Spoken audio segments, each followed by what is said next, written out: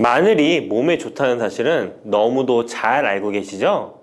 그런데 이것과 함께 먹으면 암과 치매에 걸린다니 깜짝 놀라셨나요?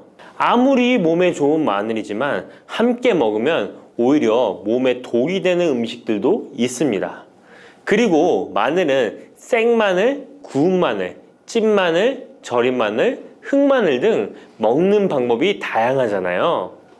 이렇게 먹는 방법에 따라서도 우리 몸에 주는 효능이 다르답니다. 여기서 잠깐! 마늘 껍질은 대부분 먹지 않고 버리시잖아요. 마늘 껍질 오늘부터 절대 버리지 마시기 바랍니다. 마늘 껍질을 왜 먹어야 하는지, 그리고 어떻게 먹어야 하는지 알려드릴게요. 자, 그럼 마늘과 절대 함께 드시면 안 되는 음식과 마늘과 함께 드시면 좋은 음식, 그리고 마늘과 마늘 껍질의 효능까지 마늘에 대한 모든 것을 알려드릴게요. 마늘은 정말 우리나라 사람들이 좋아하는 식재료인데요. 한국농촌경제연구원이 발표한 자료에 의하면 우리나라 1인당 1년 동안 마늘 소비량이 7kg인데요. 놀라지 마세요. 세계 평균이 0.8kg이랍니다. 우리나라 사람들이 마늘을 정말 많이 먹고 있죠. 마늘을 많이 먹는다는 것, 그만큼 건강한 식단을 먹고 있을 가능성이 높은 건 사실이지만 먹는 방법에 따라 오히려 독이 될 수도 있습니다. 여기서 마늘과 절대 함께 먹으면 안 되는 음식 첫 번째는 바로 빵입니다. 마늘빵 아시죠? 마늘이 발라져 있어 달콤 쌉싸름한 마늘 맛도 나고 향긋한 향도 좋아 즐겨 먹게 되는데요. 마늘이 있어서 몸에도 좋은 빵이라고 착각하고 즐겨 드실 수 있는데요. 마늘빵은 절대 드시면 안 됩니다. 왜냐하면 빵의 재료인 밀가루는 탄수화물이 주 성분인데요.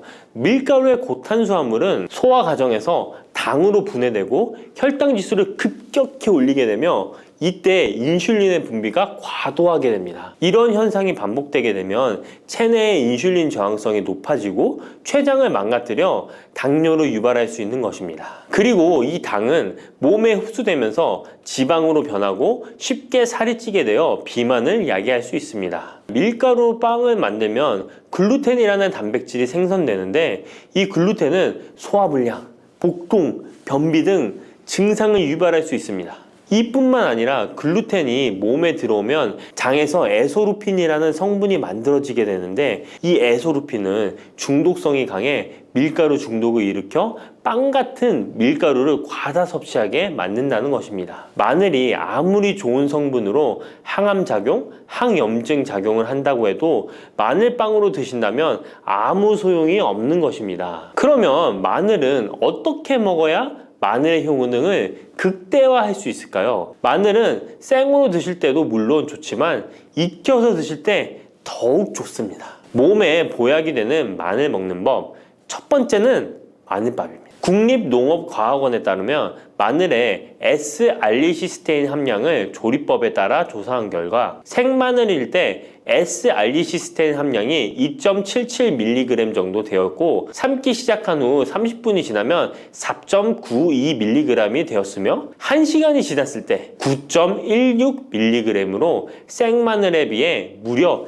4배 이상이 많아진다고 했습니다. 뿐만 아니라 121도의 온도에서 1시간 동안 마늘을 쪘을 때 S-알리시스테인 함량이 50.24mg으로 생마늘보다 18배 정도 높았다고 연구 결과를 발표했습니다. 따라서 마늘을 드실 때는 1시간 이상 끓여서 드시는 것이 좋은데요. 이런 방법이 번거로워 추천드리는 방법이 바로 마늘밥입니다. 밥을 할 때 마늘을 넣는데요. 1인분에 마늘 3, 4알 정도씩 넣어서 밥을 하시면 됩니다. 현미가 있다면 현미를 넣은 마늘밥을 하시면 더욱 좋은데요. 현미 속에는 티아민이라는 성분이 있는데 마늘의 S-알리시스테인과 현미의 알리티아민 두 가지 성분을 모두 섭취하여 항암 효과뿐만 아니라 피로회복, 근육통 완화에도 좋은 밥이 되는 것입니다. 그럼 마늘밥을 하기 위해 마늘을 까고 나면 껍질은 어떻게 하셨나요? 버리셨나요? 오늘부터는 절대 버리지 말기 바랍니다. 마늘에 효능하면 첫 번째로 생각나는 것이 아마도 항암 효과일 거예요. 그런데 마늘 껍질을 통해 엄청난 항암 효과를 누릴 수 있는데요. 우리나라 연구진에서 연구한 결과 마늘 껍질을 70% 에탄올 용매로 반복 추출해서 만든 마늘 껍질 추출물이 암 예방 효과에 탁월한 효능이 있다고 발표되었습니다. 특히 유방암, 위암, 간암, 대장암, 폐암, 세포뿐 아니라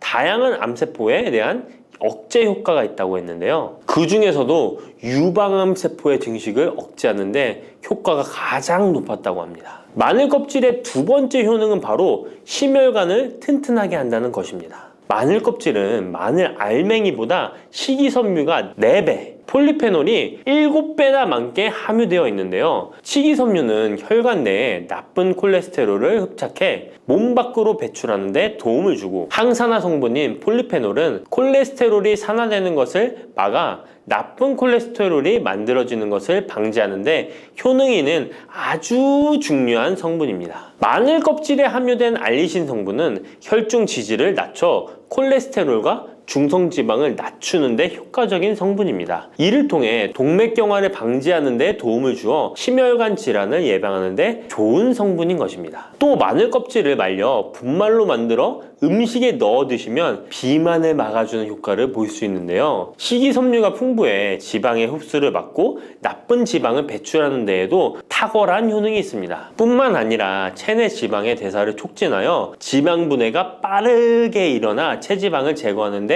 아주 효과적입니다. 그리고 마늘 껍질 분말로 드시는 방법 말고 차로도 드시는 방법이 있는데요. 마늘차 우리는 법을 알려드릴게요. 마늘 껍질을 깨끗하게 씻어 말린 다음에 기름을 두르지 않은 팬에 마늘 껍질을 넣고 볶아주어 수분을 없애줍니다. 이렇게 하는 이유는 수분을 없애는 것도 있지만 마늘 껍질을 열을 가하게 되면 항산화 성분인 폴리페놀과 플라보노이드 성분이 증가하기 때문입니다. 이렇게 수분을 없앤 마늘 껍질을 냉동실에다 보관하셨다가 드실 때 끓는 물에 소주 반 컵을 넣고 물 1리터, 마늘 껍질 15g 정도 넣고 끓여주시면 됩니다. 이렇게 끓인 마늘 껍질 차를 따뜻하게 드셔도 되고 냉장고에 넣어 시원하게 드셔도 괜찮습니다. 마늘이 몸에 좋다고 해서 꿀에 마늘을 재워 드시는 분 계시잖아요. 물론 꿀마늘이 몸에 좋은 분들도 계시지만 꿀과 마늘은 절대 함께 드시면 안 되는 음식입니다. 식품 비방이라는 문헌에 보면 꿀과 마늘은 함께 먹으면 안 된다라고 적혀 있는데요. 그 이유는 꿀과 마늘은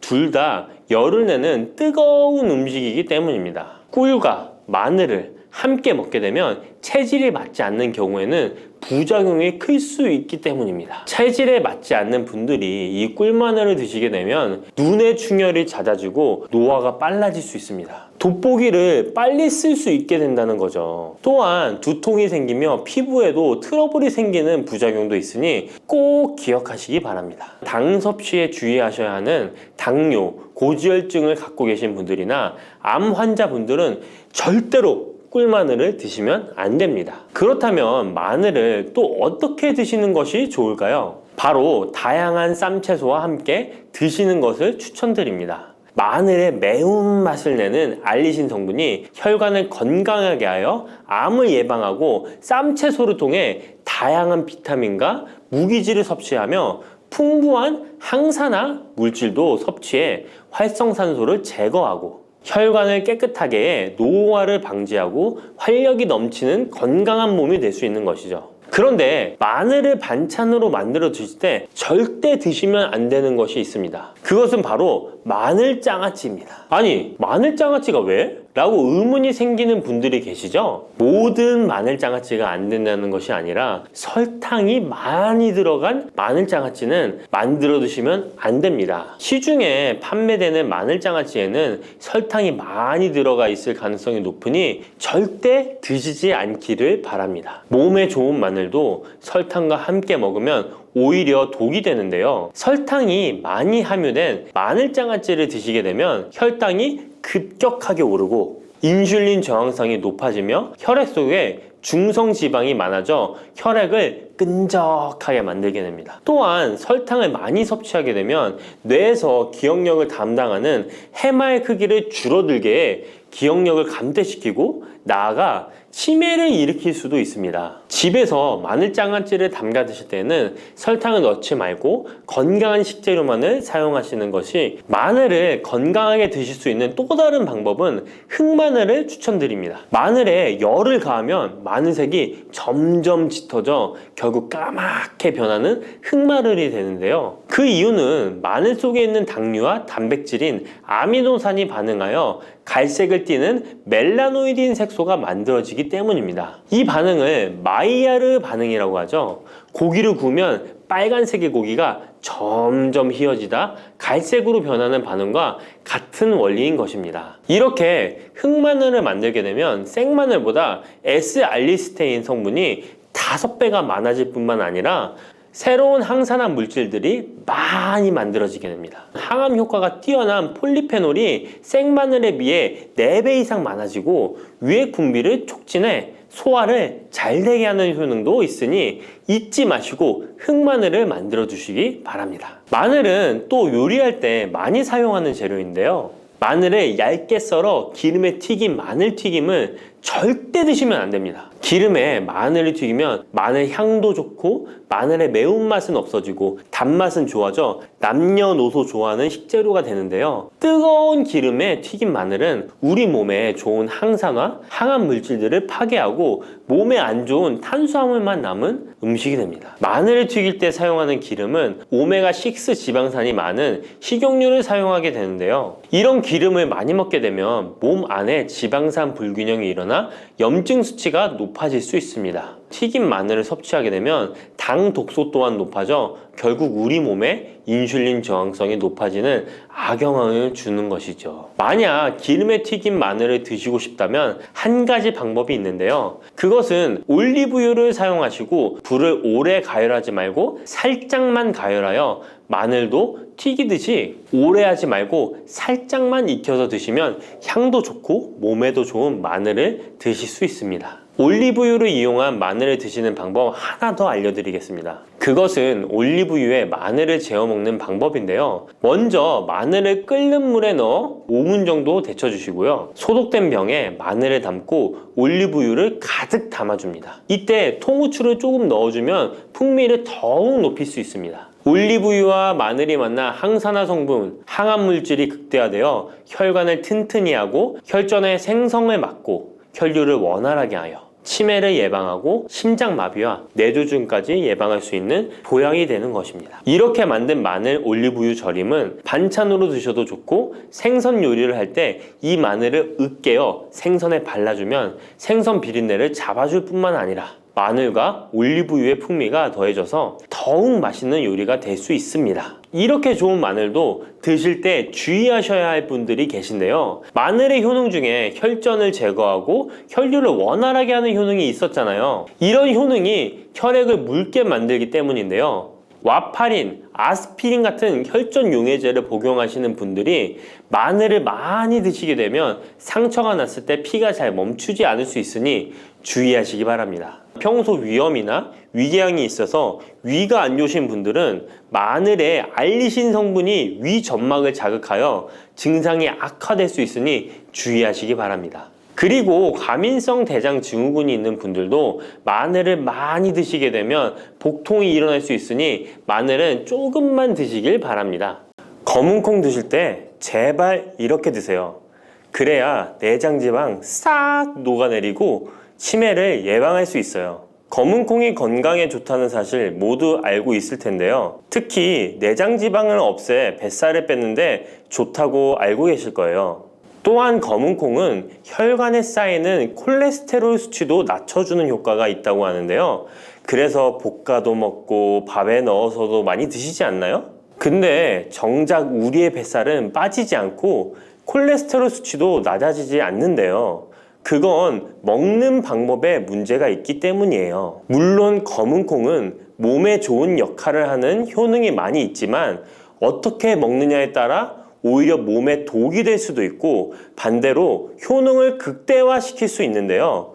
그래서 검은 콩에 대해 아주 잘 알고 드셔야 합니다. 이미 잘 알고 계시는 것처럼 검은 콩은 대표적인 블랙푸드입니다. 물론 검은 깨와 흑미도 요즘 건강식으로 많이 찾으시는 식품이고요. 블랙푸드라는 게 말 그대로 껍질이 검정색이라서 블랙푸드인데요. 그렇다면 검은 콩은 도대체 뭐가 그렇게 좋은 걸까요? 검은 콩의 효능 중에 첫 번째는 항산화 효과입니다. 검은 콩에는 플라보노이드라는 강력한 항산화 성분이 풍부하게 들어있는데요. 플라보노이드는 식물세포에 존재하는 물질로 항산화 작용을 통해 우리 몸에 산화 스트레스를 줄여주는 역할을 합니다. 산화 스트레스라는 게 뭐냐면 우리 몸의 세포가 손상되는 원인 중 하나로, 이것은 환경적인 요인, 염증, 그리고 우리 몸의 자연적인 대사 과정에서 발생하는 스트레스라고 생각하시면 됩니다. 이런 산화 스트레스로 인해서 활성산소라는 물질이 생겨 세포 손상, 노화, 다양한 질병의 발병을 촉진할 수 있는 거죠. 그런데 검은 콩에 들어있는 항산화제인 플라보노이드는 세포의 손상을 예방해서 우리 몸에 산화 스트레스를 줄여줍니다. 이는 노화를 느리게 하고 심장질환, 암, 알츠하이머 병 등과 같은 여러 가지 질병의 위험을 줄이는데 도움이 되는데요. 그렇기 때문에 검은 콩은 플라보노이드 함량으로 인해 우수한 항산화 식품으로 간주됩니다. 검은 콩의 효능 두 번째는 혈당 조절에 좋습니다. 혈당이란 간단히 말하면 우리 몸에서 음식을 소화하면서 만들어지는 당을 말하는 건데요.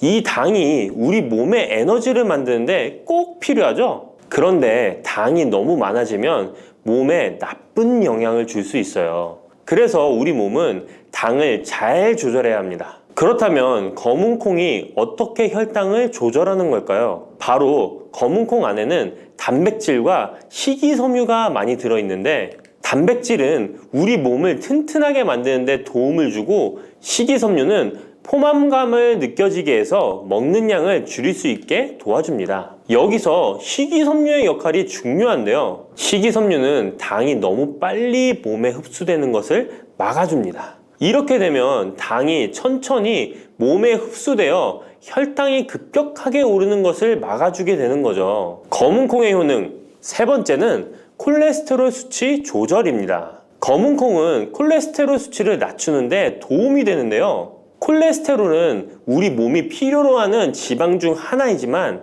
이게 너무 많으면 혈관을 막아 심근경색이나 뇌혈관 질환을 일으키는 원인이 되는 거죠. 근데 검은 콩에 들어있는 식이섬유는 우리 몸에서 콜레스테롤을 흡수하는 것을 줄여주는 역할을 합니다. 그 중에서 특히 검은 콩에 들어있는 용해성 식이섬유는 콜레스테롤과 결합하여 그것을 체외로 배출하는데 도움을 주는데요. 그것 말고도 검은 콩에는 불포화 지방산이라는 건강한 지방도 풍부하게 들어있습니다. 이 불포화 지방산은 나쁜 콜레스테롤인 LDL 콜레스테롤을 줄이고 좋은 콜레스테롤인 HDL 콜레스테롤을 늘려주는 역할을 합니다. 이렇게 해서 심장 건강을 유지하는 데 도움을 주게 되는 거예요. 검은 콩의 효능 네 번째는 눈 건강에 좋습니다. 검은 콩에는 눈 건강에 도움이 되는 여러 가지 영양소가 들어있는데요. 그 중에서도 루테인과 제아잔틴은 눈 건강에 특히 중요한 역할을 합니다. 루테인과 제아잔틴은 우리 눈의 황반 부분에 많이 있는 영양소인데, 이 황반은 우리가 선명하게 볼 수 있게 해주는 중요한 부분입니다. 루테인과 제아잔틴은 이 황반을 보호해주고 밀도를 유지시켜 눈의 노화를 막아주고 블루라이트와 같은 유해 파장의 빛으로부터 보호하는 역할을 하게 되는 거죠. 특히 루테인과 제아잔틴은 황반병성이라는 눈 질환을 예방하는 데 도움을 주는데요. 황반병성은 우리가 나이를 먹으면서 발생할 수 있는 눈의 질환으로, 이 증상이 심해지면 시력을 잃게 만드는 주요 원인 중 하나입니다. 검은 콩의 다섯 번째는 뼈를 튼튼하게 해줍니다. 검은 콩은 뼈 건강에도 도움이 되는 여러 가지 영양소를 함유하고 있는데요. 그 중에서도 칼슘과 마그네슘이 뼈 건강에 특히 중요한 역할을 합니다. 먼저 칼슘은 우리 뼈와 이를 지탱하는 치아를 만드는 주요 성분입니다.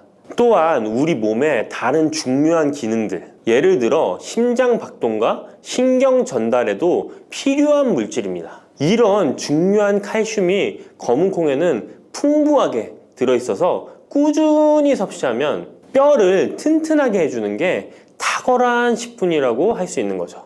그리고 마그네슘도 뼈 건강에 중요한 역할을 하는 미네랄인데요. 마그네슘은 칼륨이 우리 뼈에 제대로 흡수되는 것을 도와줍니다. 또한 이 마그네슘은 뼈의 구조를 유지하는 데 필요하며 뼈를 강하게 만드는 데 도움을 줍니다. 검은콩의 효능 6번째는 피부 노화를 막아주는 효능이 있습니다. 검은콩에 들어있는 비타민 E, 아미노산, 그리고 항산화 성분이 피부 건강에 특히 중요한 역할을 합니다. 먼저 비타민 E는 피부를 보호하는 데 중요한 역할을 합니다. 비타민 E가 피부의 수분을 유지하는 데 도움을 주는데요. 추가로 비타민 E는 피부의 재생을 지원하고 피부 표면의 건강을 유지하는 데 필요한 지방산을 보호하는 역할까지 합니다. 이것뿐만 아니라 검은콩에 들어있는 아미노산은 우리 몸에 단백질을 만드는 데 필요한 성분인데요. 이게 왜 피부에 좋냐면 우리의 피부는 대부분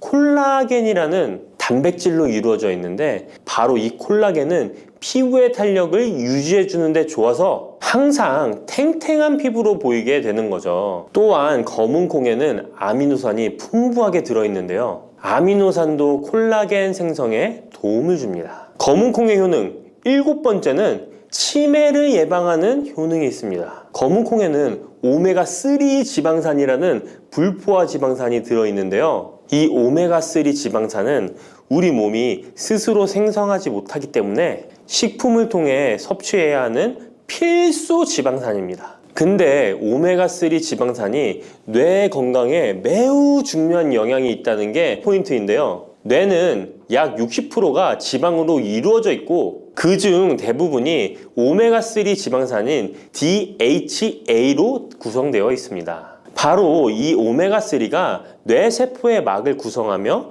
신경 전달 물질의 생성과 기능에 관여하여 학습 능력과 기억력을 향상시키는 데 도움을 줍니다. 또한 오메가3 지방산은 뇌 염증을 줄이고 뇌세포를 보호하는 역할도 하는데요. 이것은 뇌 노화를 지연시키고 뇌 질환을 예방하는 데 도움을 주게 되는 거죠. 결국 오메가3 지방산은 치매 같은 뇌질환의 위험을 감소시키는데 효과적이라고 할 수 있습니다. 검은콩의 효능 8번째는 탈모 예방에 탁월합니다. 검은콩에는 모발의 성장에 필수 성분인 시스테인이 가득한데요. 이 성분들이 혈액순환에도 도움을 줘서 탈모도 예방이 되고 새치가 생기는 것도 막아주는 모발 건강에 정말 좋은 성분이라고 할 수 있습니다. 그러니까 나이가 들수록 꼭 드셔야 하는 음식이라고 생각하시고 드셔야겠죠. 근데 이런 어마어마하게 몸에 좋은 검은콩도 드실 때 주의해야 할 점이 있는데요. 아무리 좋다고 해도 과다 섭취는 안 되는 거 아시죠? 검은콩에는 피틴산이라는 성분이 들어있는데 이는 식물이 생장하는 과정에서 필요한 미네랄을 저장하는 역할을 합니다. 하지만 이 성분이 과도하게 섭취되면 우리 몸에서 필요한 미네랄인 칼슘, 철분 등의 흡수를 방해할 수 있습니다. 검은콩은 단백질과 식이섬유가 풍부하므로 잘 익히지 않고 먹으면 소화가 잘 되지 않을 수 있습니다. 요리하시기 전에 충분히 물에 불리고 완전히 익혀 드시면 되는데요. 하루 섭취 권장량은 50g 정도로 종이컵 1컵 정도 양이면 충분하다고 할 수 있습니다. 밥하실 때 특히 서리태 같은 검은콩 많이 넣어 드시잖아요. 오늘부터는 충분히 물에 불리고 무조건 많이 넣는다고 좋은 건 아니니 적당량을 잘 넣어서 드시면 좋겠습니다. 근데 검은콩 드실 때 다른 음식들과 같이 먹게 되는데요. 밥 지을 때 넣거나 다른 음식과 같이 먹기도 하는데 같이 먹으면 오히려 독이 되는 음식이 있다는 거 아시나요? 검은콩과 함께 먹으면 독이 되는 음식 첫 번째는 우유입니다. 유명한 검은콩 두유, 우유도 있는데 무슨 소리를 하시는지 하는 분들도 계실 거예요. 어떤 분들은 우유에 콩을 넣어서 이런 식으로 갈아서 드시는 분들이 있는데요. 이게 오히려 몸에 안 좋은 영향을 미칠 수도 있는 거죠. 왜냐면 검은콩과 우유를 동시에 섭취하면 피틴산과 칼륨 사이에 상호작용이 발생할 수 있는데요. 검은콩에는 피틴산이라는 성분이 들어있는데 피틴산은 식물이 생장하는 과정에서 필요한 미네랄을 저장하는 역할을 합니다. 이 성분은 우리 몸에서 필요한 미네랄인 칼슘, 철분 등의 흡수를 방해할 수 있습니다. 반대로 우유는 칼슘의 중요한 공급원이고 우리 몸에서는 칼슘이 뼈와 이를 구성하여 신경, 근육 기능, 혈액 응고 등에 꼭 필요한 성분이죠. 근데 피틴산이 풍부한 검은콩과 칼슘이 풍부한 우유를 같이 먹으면 피틴산이 칼슘의 흡수를 방해하여 우유의 영양소가 제대로 흡수되지 않을 수 있습니다. 같이 드시면 절대 안 되거나 나쁜 큰 영향을 미친다는 것이 아니라 각각의 영양소의 섭취 목적으로는 따로 먹는 걸 추천드리는 거예요. 오해하시면 안 돼요. 검은콩과 함께 먹으면 독이 되는 음식 두 번째는 토마토입니다. 왜냐면 토마토가 콩의 단백질 흡수를 방해하고 소화를 어렵게 만들 수 있는 산성이기 때문인데요. 토마토의 산성 성분이 단백질의 흡수를 방해하면 콩에 충분히 있는 단백질이 몸에 흡수가 안 되어 콩의 영양 가치가 아무런 의미가 없게 되는 상황이 올 수 있는 것입니다. 또한 토마토의 산성 성분은 이미 단백질이 풍부하고 소화하기 어려운 콩을 더욱 소화하기 어렵게 만들 수 있습니다. 그렇지 않아도 나이가 들면 신진대사가 활발하지 않아 소화가 안 되는데 소화불량을 일부러 만들 필요는 없겠죠? 검은콩과 함께 먹으면 독이 되는 음식 세 번째는 달걀입니다. 달걀에는 비타민 A가 풍부하게 들어있는데요. 비타민 A는 우리 몸의 면역 시스템을 강화시키며 시력을 유지하는 데 필요하고 세포의 성장과 분열에 중요한 역할을 합니다. 그리고 검은콩에는 트립신이라는 아미노산이 들어있는데요. 트립신은 우리 몸에 단백질을 만드는데 필요한 중요한 구성 요소이며 신경 전달 물질인 세로토닌과 멜라토닌의 생산에도 필요한 아미노산입니다. 그런데 달걀의 비타민 A와 검은콩의 트립신이 함께 섭취되면 어떻게 될까요? 둘 사이에 화학적 상호작용이 발생하여 소화 과정에 영향을 미칠 수 있는데요. 이 상호작용은 단백질의 소화를 방해하거나 비타민 A의 흡수를 저해하게 되는 거죠. 트립신은 소화 효소의 활동을 저해하는 특성이 있습니다. 따라서 트립신이 풍부한 검은콩과 비타민 A가 풍부한 달걀을 함께 섭취하면 좋은 영양소를 흡수 못하는 결과를 가져올 수 있습니다. 앞으로는 무심코 검은콩과 같이 먹을 때 독이 되는 음식은 같이 안 드셨으면 좋겠습니다. 그렇다면 같이 먹을 때 궁합이 정말 잘 맞는 음식도 있지 않을까요? 정말 찰떡궁합인 음식들도 있습니다. 검은콩과 궁합이 정말 잘 맞는 음식 첫 번째는 흰 쌀밥입니다. 이미 다들 밥에 검은콩 넣어서 드시잖아요. 밥하고 검은콩은 그만큼 궁합이 잘 맞는다고 알고 계신 거죠. 검은콩에 들어있는 식이섬유는 소화 과정에서 천천히 분해되고 흡수되어 장기간 동안 포만감을 유지시키는데 도움이 되는데요. 밥과 함께 섭취하면 이런 효과가 더욱 증가를 하게 돼서 다이어트에도 효과적이라고 할 수 있습니다. 검은콩에는 저항성 전분이라는 성분이 들어있는데 이 성분은 혈당 수치의 급격한 상승을 막아주는데요. 흰 쌀밥에는 탄수화물이 많아서 혈당 수치가 급격히 상승할 수 있지만 검은콩과 함께 섭취를 하면 당 수치를 완화시키는데 도움이 되는 거죠. 이처럼 검은콩과 흰 쌀밥을 같이 먹으면 충분한 영양소 섭취, 포만감, 혈당 조절 이렇게 일석삼조의 효과를 누릴 수 있으니 정말 찰떡궁합인 것입니다. 검은콩과 궁합이 정말 잘 맞는 음식 두 번째는 당근입니다. 당근에는 비타민, 미네랄, 식이섬유 등 다양한 영양소를 함유하고 있는데요. 특히 루테인이 풍부한 당근은 강력한 항산화 효과와 눈 건강을 유지하는 데 좋은 재료입니다. 검은콩과 루테인이 풍부한 당근을 함께 섭취하면 콩의 단백질이 당근의 영양소를 흡수를 돕는 동시에 당근의 루테인이 콩의 영양소 흡수를 돕습니다. 서로 소화가 잘 되게 영양소 흡수가 잘 되게 도와주는 음식인 거죠. 당근 말고도 시금치와 같은 채소도 같은 역할을 하니 식사하실 때 당근이 들어간 음식이나 시금치 나물 같은 음식들과 같이 드시면 효과가 정말 좋을 거라 생각합니다. 검은 콩과 궁합이 정말 잘 맞는 음식 세 번째는 닭고기입니다. 검은 콩은 식물성 단백질의 좋은 원천이라고 잘 알고 있을 거예요. 근데 식물성 단백질은 동물성 단백질에 비해 필수 아미노산의 비율이 적은데요. 필수 아미노산은 우리 몸이 스스로 생산할 수 없는 아미노산으로 반드시 음식을 통해 섭취해야 하는 성분입니다. 닭고기는 동물성 단백질의 좋은 원천이며 모든 필수 아미노산을 골고루 함유하고 있습니다. 따라서 검은 콩과 닭고기를 함께 섭취하면 두 가지 종류의 단백질이 서로를 보완하게 되는데요. 이렇게 함께 섭취하면 검은 콩에서는 얻을 수 없는 필수 아미노산을 닭고기에서 보충할 수 있습니다. 반대로 동물성 단백질만을 섭취할 때보다 식물성 단백질의 섭취 비율을 늘려주는 것은 심혈관 건강에도 정말 좋은 효과를 볼 수 있습니다.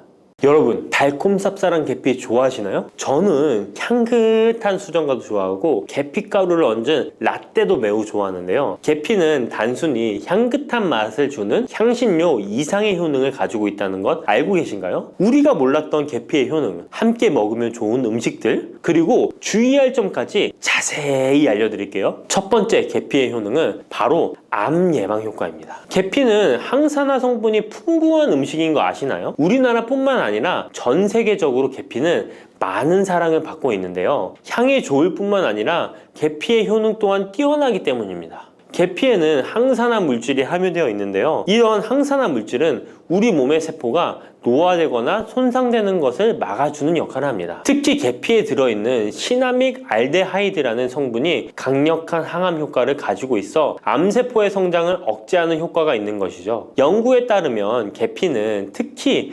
대장암이나 간암 예방에 효과적일 수 있다고 하는데요. 계피에는 항산화 물질인 폴리페놀이 풍부하게 함유되어 자유라디칼이라고 불리는 유해한 분자로부터 세포를 보호하는 역할을 합니다. 자유라디칼은 암 예방과 관련된 DNA 손상을 일으킬 수 있으므로 항산화 작용을 통해 암 예방에 도움을 줄 수 있습니다. 꾸준히 섭취하면 암 예방에 큰 도움이 될 수 있겠죠? 계피의 놀라운 효능 두 번째는 탁월한 콜레스테롤 관리입니다. 계피는 콜레스테롤 수치 조절에도 아주 유익한 식품인데요. 계피에 포함된 식이섬유와 폴리페놀 성분이 이와 같은 효능을 나타내는데 이 성분들이 혈관을 깨끗하게 유지하는데 중요한 역할을 한다고 합니다. 여러 연구에 따르면 계피에 포함된 성분들이 혈중 나쁜 콜레스테롤 LDL을 감소시키고 좋은 콜레스테롤 HDL을 증가시키는데 도움을 주고 있다고 합니다. 이는 계피에 함유된 특정 화합물이 콜레스테롤의 흡수를 억제하고 간에서 콜레스테롤의 생성을 감소시키는 작용을 할 수 있다는 것을 의미합니다. 계피는 체내에서 지방의 축적을 막고 혈관의 건강을 유지하는 데도 중요한 역할을 한다고 알려져 있죠. 고지혈증이나 고콜레스테롤 혈증은 심혈관 질환을 일으킬 수 있는 중요한 위험 요소로 알려져 있는데요. 계피는 이런 위험 요소를 관리하는 데 도움을 줄 수 있답니다. 따라서 계피를 적당히 섭취하면 콜레스테롤을 관리하는 데 유익하다고 할 수 있습니다. 심혈관 질환이 걱정되시는 분들에게는 정말 좋은 식품이죠. 세 번째, 계피의 아주 놀라운 효능은 바로 당뇨병 예방입니다. 당뇨병은 많은 분들이 고통받고 있는 질병이죠. 주위에 당뇨병 때문에 혈당 관리하시는 분들 자주 볼 수 있는데요. 그런데 계피가 당뇨병 관리에 큰 도움이 된다고 하니 놀랍지 않나요? 계피에 함유된 크로모라는 성분이 인슐린 민감성을 높여주어 혈당 수치를 안정시키는데 도움을 줄 수 있다고 하는데요. 연구에 따르면 계피를 꾸준히 섭취한 사람들은 식후 혈당이 급격하게 상승하는 것을 막을 수 있다고 합니다. 또한 계피에 포함된 시네믹 알데하이드 성분이 인슐린 민감도를 높여주고 혈당 수치를 안정시키는데 도움을 준다고 알려져 있죠. 이 성분이 인슐린이 더 잘 작용하도록 돕기 때문에 혈당을 효과적으로 조절하는데 도움을 주는 역할을 할 수 있습니다. 우리나라보다 더 계피를 좋아하는 인도에서 계피 섭취와 대사증후군에 관련한 실험이 진행되었는데요. 인도 델리 학교에서 진행한 실험 연구에 따르면 대사증후군이 있는 116명을 두 그룹으로 나눈 뒤 16주간 한 그룹은 계피 추출물을 섭취하고 다른 한 그룹은 계피가루가 들어있다고 속인 가짜 약을 섭취하게 했는데요. 16주 뒤 확인했더니 계피 추출물을 먹은 그룹은 가짜 약을 먹은 그룹에 비해 대사증후군에 악영향을 주는 체중, 혈당, 콜레스테롤 등의 수치가 개선되었다고 합니다. 참으로 놀랍죠. 물론 계피를 꾸준히 섭취하는 것만으로도 당뇨병을 완전히 예방할 수 있는 것은 아니지만 식이요법에 포함시킬 수 있는 좋은 재료라는 점은 분명합니다. 네 번째, 계피의 놀라운 효능은 바로 항염작용입니다. 계피가 항염작용까지 있다니 참 신기하죠? 계피에는 항염증 작용이 있는 화합물이 함유되어 있는데요. 계피에 들어있는 시나믹 알데하이드 성분은 염증을 줄이는데 효과적이라고 연구 결과도 있습니다. 이 성분은 몸속 염증 반응을 억제해 주어 관절염, 근육통, 염증성 질환이 있는 분들에게 매우 유익한 식품이죠. 특히 체내에서 발생하는 염증은 만성적인 질환을 유발할 수 있기 때문에 이를 예방하는 것이 중요한데요. 계피를 섭취하면 몸속 염증을 낮춰주는데 도움을 줄 뿐만 아니라 면역력 강화에도 긍정적인 영향을 미친다고 알려져 있습니다. 겨울철에는 찬바람과 습기로 인해 염증이 쉽게 발생하는데 계피를 섭취하면 몸을 따뜻하게 해주고 염증을 예방하는 데 도움이 됩니다. 계피 섭취가 일상적인 건강 유지, 특히 쌀쌀한 겨울에 아주 좋은 영향을 미친다고 할 수 있죠. 그렇다면 이것들과 계피와 함께 먹으면 계피의 효능이 2배가 된다는데요. 계피와 함께 먹으면 더 좋은 음식은 무엇일까요? 바로 알려드릴게요. 계피와 함께 먹으면 좋은 음식, 첫 번째는 요거트입니다. 계피를 요거트와 함께 먹으면 정말 맛있고 건강에도 좋다는 거 아시는 분 있나요? 혹시 그릭 요거트나 프로바이오틱스 같은 단어들 들어보셨죠? 요거트에는 단백질, 칼슘, 프로바이오틱스 등의 영양소가 풍부하게 함유되어 있는데요. 요거트는 발효식품으로 몸에 좋은 프로바이오틱스가 풍부해서 장 건강에 도움을 주는데 계피와 요거트를 함께 섭취하면 서로 시너지 효과를 낼 수 있습니다. 그리고 계피 항염작용과 혈당 안정 효과가 더해져서 건강을 더욱 향상시킬 수 있죠. 요거트에 계피를 넣으면 소화 기능을 개선하고 특히 요거트에 계피를 넣으면 체내 지방을 태우는데 도움이 되는 효과가 있어 요거트와 계피를 함께 섭취하면 소화를 돕고 체중 관리에도 매우 좋습니다. 그게 다가 아니죠. 계피의 매콤달콤한 향이 요거트와 잘 어울려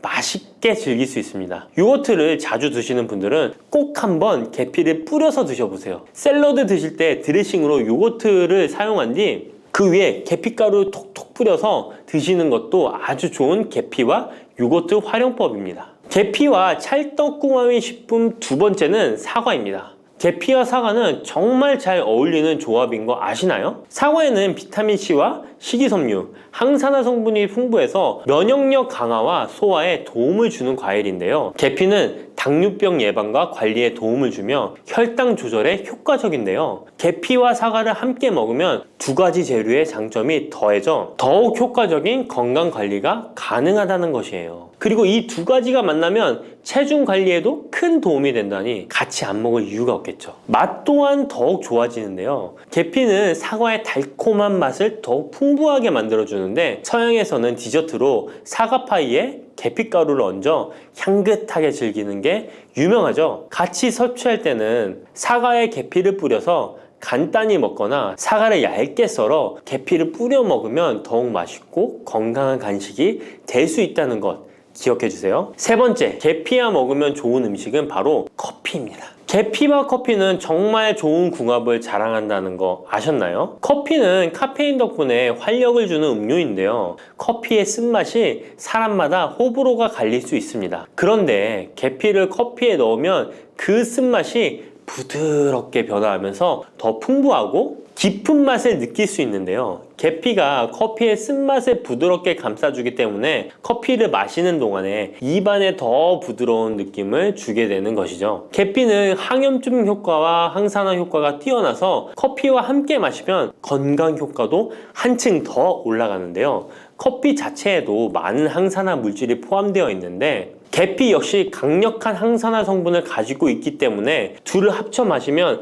체내 염증을 줄여주고 세포를 보호하는 효과를 볼 수 있는 것이에요. 계피와 커피를 함께 마실 때 또 다른 장점이 있는데요. 그건 바로 혈당 조절에 있습니다. 커피는 그 자체로 혈당을 빠르게 올리는 경향이 있는데요. 계피가 이 과정을 완화시켜주면서 커피를 드실 때 혈당이 급격하게 상승하는 것을 방지할 수 있습니다. 그래서 당뇨가 있으신 분들께도 이 두 음료의 조합은 매우 추천드립니다. 그렇다면 계피와 커피는 어떻게 함께 먹는 게 좋을까요? 계피와 커피를 함께 즐기기 위한 가장 간단한 방법은 계피가루를 커피에 넣는 것인데요. 커피가 다 내려준 후 4분의 1티스푼의 계피가루를 넣고 잘 저어주면 계피의 향이 커피와 자연스럽게 어우러져 향긋한 커피 한 잔을 만들 수 있습니다. 계피를 너무 많이 넣으면 커피의 맛이 너무 강해질 수 있으니 적당량을 넣어주는 것 잊지 마세요. 또한 계피 스틱을 사용해 커피를 우려내는 방법도 있는데요. 커피를 내린 후에 계피 스틱을 커피에 넣고 몇 분간 우려내면 계피의 향이 은은하게 배어들어 훨씬 더 맛있고 건강한 커피를 즐길 수 있습니다. 계피 스틱을 사용하면 시각적으로도 멋진 효과를 줄 수 있기 때문에 커피를 더욱 고급스럽고 멋스럽게 즐기고 싶다면 계피와 커피 꼭 한번 같이 우려보세요. 계피와 찰떡궁합 꿀조합을 알려드렸다면 이번에는 계피와 함께 먹으면 몸에 해가 되는 음식이 있다는 것을 알고 계신가요? 그것은 바로 귤이나 자몽, 레몬 같은 시트러스 계열의 과일인데요. 계피와 시트러스 계열 과일을 함께 먹으면 안 되는 이유 바로 알려드릴게요. 많은 분들이 시트러스 계열 과일, 예를 들어 오렌지나 레몬을 좋아하시는데요. 이 과일들은 비타민C가 풍부하고 상큼한 맛이 참 일품이죠. 하지만 계피와 시트러스 과일을 함께 먹을 때는 주의가 필요한데요. 계피의 주요 성분 중 하나인 시나몰은 계피가 가진 가장 독특한 향을 만들어내는 성분. 계피의 주요 성분 중 하나인 시나몰은 계피가 가진 독특한 향을 만들어내는 성분인데 이 시나몰이 시트러스 계열 과일의 산성 성분과 결합하면 위에서 소화가 잘 되지 않거나 불편한 증상을 유발할 수 있습니다. 특히 속쓰림이나 위경련이 일어날 수 있는데요. 이는 계피와 시트러스 과일이 소화효소의 분비를 방해하고 서로 반응하면서 위에 자극을 주기 때문입니다. 거기에다 시트러스 과일의 산도가 더해져 위산이 과도하게 분비될 수 있기 때문에 계피와 오렌지, 레몬, 귤과 같은 과일들을 함께 먹는 것은 피하는 것이 좋습니다. 만약 계피와 과일을 함께 즐기고 싶다면 아까 알려드렸던 사과도 매우 좋고 아니면 배도 계피와 잘 어울리는데요. 이러한 과일 소화에도 부담을 주지 않기 때문에 이제부터 계피와 과일을 함께 드시고 싶다면 꼭 유의해 주세요. 계피가 많은 효능을 가지고 있지만 부작용도 있을 수 있는데요. 계피를 섭취할 때 주의할 점은 무엇일까요? 그건 바로 과다 섭취, 간에 손상을 줄 수 있기 때문입니다. 계피는 적당히 섭취하면 건강에 많은 도움을 주지만 과다 섭취 시에 간에 부담을 줄 수 있다는 거 아셨나요? 특히 일반적으로 판매되는 카시아 계피는 쿠마린이라는 성분을 포함하고 있는데요. 이 성분은 과다 섭취 시에 간 손상을 일으킬 수 있습니다. 쿠마린은 간 독성을 일으킬 수 있는 물질로 알려져 있기 때문에 계피를 과다하게 섭취하는 것은 최대한 피하는 것이 좋겠죠? 여기서 우리가 주로 섭취하는 계피가 카시아 계피인지 세이론 계피인지 헷갈리시는 분도 있으실 거예요. 둘의 차이점을 알려드릴게요. 일반 계피는 주로 카시아 계피인데요. 카시아 계피는 중국, 인도, 베트남 등의 아시아 지역에서 많이 재배됩니다. 이 계피는 맛이 더 강하고 매운맛이 나면서 향도 좀 더 진하죠. 가격도 비교적 저렴해서 국내 유통되는 계피는 대부분 이 카시아 계피입니다. 세이론 계피는 주로 스리랑카, 인도의 일부 지역에서 자주 자생하는데요. 이 세이론 계피는 쿠마린의 함량이 매우 적답니다. 그래서 세이론 계피는 일반 계피보다 상대적으로 많이 섭취해도 건강에 부담이 적다는 것이죠. 세이론 계피는 향도 더 섬세하고 가벼운 느낌을 준다는 건데요. 세이론 계피는 더 희귀하고 가격이 비싸고 고급 계피로 취급되며 주로 건강식품이나 고급 요리에 사용됩니다. 앞서 말했듯이 우리가 쉽게 구할 수 있는 계피는 카시아 계피인데요. 그래서 섭취할 때는 보통 하루에 1에서 2g 정도 섭취하는 것이 안전한 양으로 권장되고 있고, 과다 섭취로 계피의 부작용을 경험하고 싶지 않으시다면 계피를 섭취할 때는 적당량을 지키는 것이 중요합니다. 꼭 기억해 주세요. 블루베리는 세계 10대 건강식품에 들어갈 만큼 우리 몸을 건강하게 하는데 도움이 되는 과일입니다. 최근 10년간 소비량이 가장 많이 늘어난 과일이기도 한데요. 특히 50대 이상에서 급속도로 섭취량이 늘어나고 있습니다. 이렇게 섭취량이 급속도로 올라가고 있는 이유는 블루베리가 먹기에도 편하고 건강에도 좋다고 알려져 있기 때문인데요. 냉동 블루베리의 판매량도 함께 증가하고 있습니다. 냉동 블루베리를 씻지 않고 그냥 드시는 분들이 많아지고 있는데요. 누구는 그냥 먹어도 된다,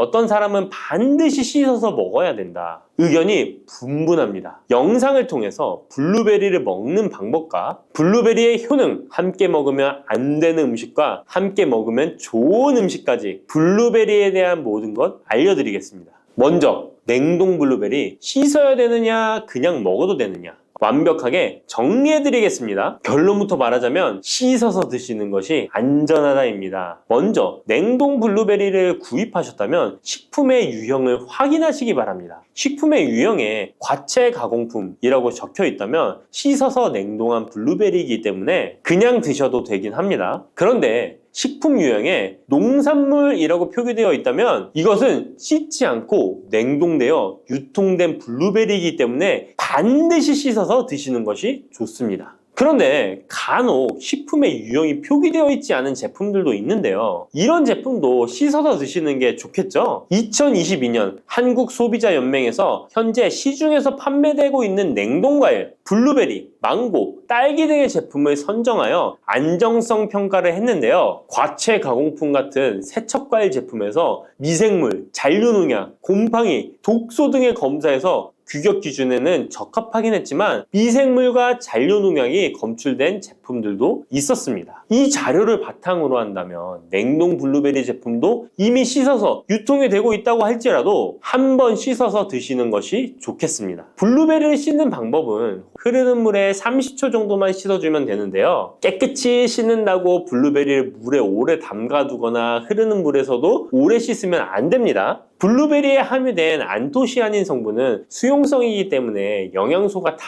빠져나가 버릴 수 있습니다. 잔류농약 또한 수용성이기 때문에 흐르는 물에 30초 정도만 씻어도 충분하니까 걱정하지 말고 드셔도 됩니다. 블루베리는 특별히 생과일보다 냉동 블루베리가 안토시아닌의 함량이 높아집니다. 시드니의 뉴사우스 웨일즈 대학의 연구진이 블루베리를 건조, 냉장, 냉동했을 때 핵심 영양소가 어떻게 변화되는지 실험을 했는데요. 안토시아닌의 함량이 블루베리 1g당 생과일일 때 7.2g이었는데 냉장 보관하여 2주가 지났을 때 5.7mg으로 줄었고 건조했을 때는 4.3mg으로 더욱 줄었습니다. 그런데 냉동 한 달 후에는 8.1mg으로 생과일 때보다 늘어났고 냉동 3달이 지나자 7.9mg으로 소폭 줄었지만 역시 생과일 때보다는 많은 함량이 확인되었습니다. 실험 결과만으로만 보면 블루베리는 냉동으로 드시는 것이 가장 많은 영양 성분을 섭취할 수 있다는 말이 되겠네요. 추가로 눈 건강이나 심혈관 질환, 당뇨 등에 도움이 많이 되는 이 안토시아닌 함량이 개런티된 영양제도 많이 나와 있으니 꼭 블루베리, 빌베리와 같은 영양제를 드시려면 건강기능식품으로 제조된 안토시아닌 함량이 최소 50mg 들어있는 제품을 드시면 좋겠죠? 그렇다면 다른 채소나 과일은 냉동했을 때 핵심 영양소의 함량이 어떻게 될까요? 영양소에 따라 보존력이 강한 것도 있고 약한 것도 있는데요. 딸기의 한 종류인 라즈베리는 폴리페놀이 핵심 영양소인데요. 생과일 때보다 냉동일 때 킬로그램당 폴리페놀의 함량이 100mg 정도 상승하는 것으로 나타났습니다. 당근의 경우에는 핵심 영양소가 베타카로틴인데요. 냉동 보관했을 때 3개월이 지나면 베타카로틴의 함량이 현저히 감소하는 것으로 확인되었습니다. 이렇듯 냉동 채소, 냉동 과일은 핵심 영양 성분에 따라 함량이 높아질 수도 있고 낮아질 수도 있습니다. 냉동 블루베리를 구입하셔서 보관할 때는 주의할 사항이 있습니다. 판매되는 냉동 블루베리는 대량으로 포장되어 있는데요. 한 번에 드실 수 없는 양이죠. 냉동 블루베리는 해동해서 드시게 되면 녹으면서 안토시아닌까지 함께 녹아 나오기 때문에 냉동실에서 꺼내 바로 드시는 것이 좋습니다. 혹시나 해동이 되었다면 다시 냉동하시면 안 됩니다. 해동이 되면서 미생물이 증식을 하게 되며 그 상태로 냉동을 하면 미생물까지 함께 냉동이 되고 그것을 드시게 되면 복통, 설사를 유발할 수 있습니다. 자, 이제 블루베리의 효능에 대해 알아보겠습니다. 블루베리의 핵심 영양소인 안토시아닌은 폴리페놀의 일종으로 식물에 많이 함유된 청자색을 띠는 성분인데요. 블루베리의 색깔이 짙은 보라색을 띠는 것이 바로 안토시아닌 때문입니다. 안토시아닌의 과일별 함량에서는 빌베리, 블루베리가 가장 높은 함량을 가지고 있는 것으로 알려져 있는데요. 안토시아닌 함량이 높고 좋은 빌베리, 블루베리일수록 드셨을 때 입안에 보랏빛으로 착색이 심하게 되는 경우가 많아요. 인공색소가 아니기 때문에 전혀 걱정 안 하셔도 되고 10분 정도 지나면 자연히 없어지니 시중 빌베리, 블루베리가 포함된 건강기능식품을 드셨을 때 착색이 되더라도 전혀 걱정 안 하셔도 됩니다. 안토시아닌의 가장 큰 효능은 눈을 건강하게 한다는 것입니다. 안토시아닌은 로놉신의 제합성을 촉진하여 시력을 보호하고 백내장, 안구 건조증, 망막염 등의 눈 질환을 예방합니다. 눈의 피로와 노화를 방지하며 초기 근시도 예방하는 것으로 알려져 있습니다. 또한 강력한 항산화 물질인 안토시아닌은 체내 활성산소를 제거하여 세포의 노화를 방지해 주는데 뇌세포의 노화까지 예방을 합니다. 폴리페놀 성분인 안토시아닌은 뇌의 신경세포를 보호하고 신경 전달 물질의 분비를 촉진하여 뇌의 기능도 향상시키며 뇌의 해마를 자극하여 기억력을 향상시키고 치매를 예방하는 데에도 효과적입니다. 테로스틸벤 성분이 뇌의 신경 전달 물질인 도파민과 노르에피네프린의 분비를 촉진하여 집중력을 향상시키는 데에도 도움을 주는 것으로 알려져 있습니다. 간단히 말하자면 블루베리를 꾸준히 섭취하시면 기억력, 집중력을 향상시키고 치매를 예방하는 데에도 조금이나마 도움을 줄 수 있다는 것이에요. 또한 활성산소를 제거하는 안토시아닌은 피부 미용에도 좋은 효능을 발휘하는데요. 피부 노화를 방지할 뿐만 아니라 염증을 제거하고 억제하는 효과도 있어서 여드름, 피부를 개선하는 데에도 도움이 됩니다. 또한 비타민과 미네랄이 풍부하여 피부를 건강하게 유지하고 풍부한 안토시아닌과 비타민C는 피부의 수분을 유지하는 데 도움을 주어 주름을 예방하고 피부톤을 밝게 하는 데에도 도움을 줍니다. 그리고 풍부한 식이섬유는 장의 운동을 촉진시켜주고 장내의 노폐물을 흡착하고 배출시켜 피부 트러블을 개선하는 효과도 있습니다. 나이가 들면서 머리숱도 많이 줄어들게 되어 탈모로 걱정하시는 분들도 늘어나는데요. 블루베리는 탈모 예방에도 효과적이에요. 블루베리의 안토시아닌은 튼튼한 모발이 자라날 수 있도록 모낭세포를 자극해주고 두피세포의 노화를 예방하여 탈모를 예방하게 되는 것입니다. 또한 블루베리에 함유된 비타민C는 머리카락 조직 형성에 필수적인 성분이고 콜라겐 생성을 촉진하여 모발을 강화하고 두피 건강을 증진하는 데에도 도움이 됩니다. 항산화 성분인 안토시아닌은 머리카락 세포를 손상시키는 자유라디칼을 제거하고 머리카락 손상을 예방하는 데 도움이 되어 탈모를 예방하는 것입니다. 블루베리는 당뇨의 위험이 있는 분들에게 특히 도움이 되는데요. 블루베리는 혈당 수치를 낮추어주고 당분을 에너지원으로 사용하는 신진대사의 과정을 촉진해주는 효능이 있습니다. 미국의 당뇨병 협회는 블루베리를 당뇨병 슈퍼푸드라고 부르며 블루베리를 꾸준히 섭취하면 인슐린 감수성을 향상시키고 혈당을 낮추는 데 도움이 된다고 발표했습니다. 블루베리에 대한 연구를 진행했는데요. 하루에 150g의 블루베리를 섭취한 실험군은 혈당 스파이크의 발생이 낮아졌고 인슐린 수치 또한 낮아진 것으로 확인되었다고 발표했습니다. 블루베리에 함유된 안토시아닌뿐만 아니라 칼륨, 비타민 B6는 심장 건강을 지키는 데 도움을 주는데요. 이 성분들은 체내 콜레스테롤과 혈액의 지방을 감소시켜 혈액순환을 원활하게 해줍니다. 이런 효능으로 심장마비나 협심증을 일으키는 죽상동맥경화증을 예방하는 데 도움을 주게 됩니다. 또한 호모시스테인이 체내에 과하게 축적되면 혈관을 손상시키고 혈전을 생성하여 심장마비, 뇌졸중 등의 심혈관 질환을 유발할 수 있는데요. 블루베리의 풍부한 엽산과 비타민 B6는 호모시스테인의 축적을 방지하여 심혈관 질환을 예방할 수 있습니다. 블루베리는 많이 드시는데 블루베리 잎에는 관심이 별로 없는 것이 사실인데요. 블루베리 잎이 열매의 항산화 효능보다 뛰어나다는 사실 알고 계신가요? 블루베리 잎은 열매보다 안토시아닌 함량이 높고 또한 폴리페놀의 일종인 클로로겐산의 함량도 높아 열매보다 항산화 효과가 20에서 30배 높은 것으로 알려져 있습니다. 놀랍지 않나요? 이러한 블루베리 잎은 차로 우려서 드시면 되는데요. 물 1리터에 잎 4g을 넣고 10분 정도 끓인 후에 식혀서 드시면 됩니다. 블루베리가 새콤달콤한 맛이 난다면 블루베리 잎차는 구수한 맛이 나는 것이 특징입니다. 이렇게 좋은 블루베리도 함께 먹으면 안 되는 음식이 있는데요. 바로 우유입니다. 깜짝 놀라지 않으셨나요? 보통 냉동 블루베리를 우유와 함께 믹서기에 갈아서 주스로 많이 드시는데요. 이렇게 되면 블루베리의 영양소가 파괴됩니다. 국제의학 바이오 저널의 연구에 따르면 블루베리의 폴리페놀 성분과 우유 단백질의 친화성 때문에 블루베리와 우유를 함께 먹게 되면 블루베리의 항산화 성분이 대부분 파괴된다고 발표했습니다. 그리고 우유에 함유된 칼슘은 블루베리의 안토시아닌과 만나면 칼레이드화 되는데요. 이것은 둘이 결합하여 덩어리를 만든다는 것입니다. 이렇게 덩어리가 된 물질은 불용성 침전물로서 체내에서 녹거나 흡수되지 않고 몸 밖으로 배출되게 됩니다. 이 과정에서 체내에 머물며 소화되지 않기 때문에 위와 장에 큰 부담을 주게 됩니다. 이 때문에 블루베리와 우유를 자주 섭취하시거나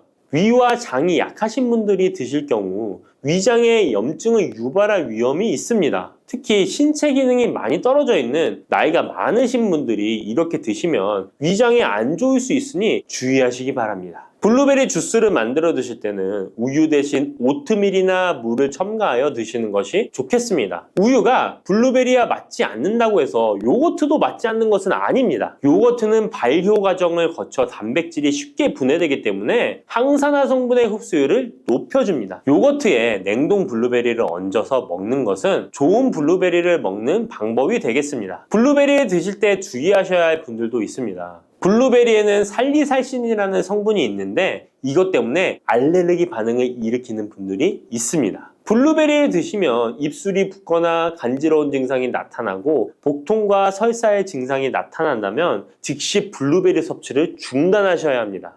그리고 블루베리에는 혈액을 묽게 만드는 비타민 K가 풍부하게 함유되어 있는데요. 심장질환이나 뇌혈관 질환 등으로 이미 아스피린과 같은 혈전 용해제를 복용하고 계신 분들이 블루베리를 과잉 섭취하게 되면 문제가 발생할 수 있으니 섭취를 주의하셔야 합니다. 또한 사람에 따라서 블루베리가 일시적으로 혈당을 낮추는 효과가 있기 때문에 당뇨가 있는 분들이 블루베리를 과잉 섭취할 경우에 저혈당 증세도 나타날 수 있습니다. 어떤 음식이든 각자 자신의 체질에 맞게 드시는 게 가장 좋겠습니다.